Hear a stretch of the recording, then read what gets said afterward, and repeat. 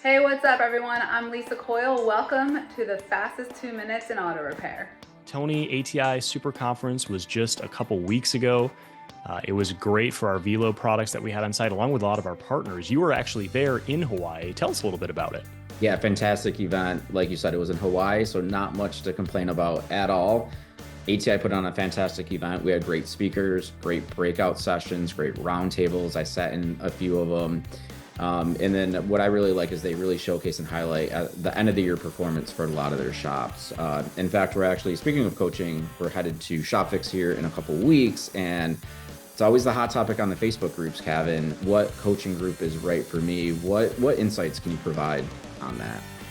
Yeah, what a great question. I've seen it in the Facebook groups, right? Yeah, has anybody worked with X coaching company? The comments fill up with a lot of different things, a lot of different conversations with customers that I've had on this. And really the biggest thing that you can do is interview the coaching company, understand what their values are, understand exactly what their specific strengths are and how they can help you grow their business. That's the first thing that you absolutely need to do. And by the way, since business and coaching and everything affects exactly what's going on in the market today, we should do a quick update on tariffs. What do you think, Tony?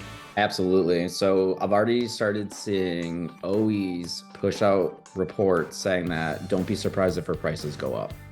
So prices will be going up on new vehicles. That means used cars are going to remain more valuable in the future, which means people are going to be putting money into them. So great news for aftermarket, right?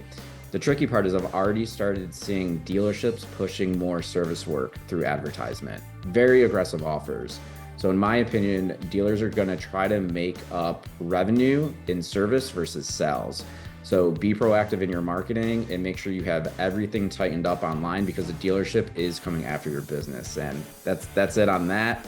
We can go on for a while, but I want to thank everyone. That was the fastest 2 minutes in auto repair.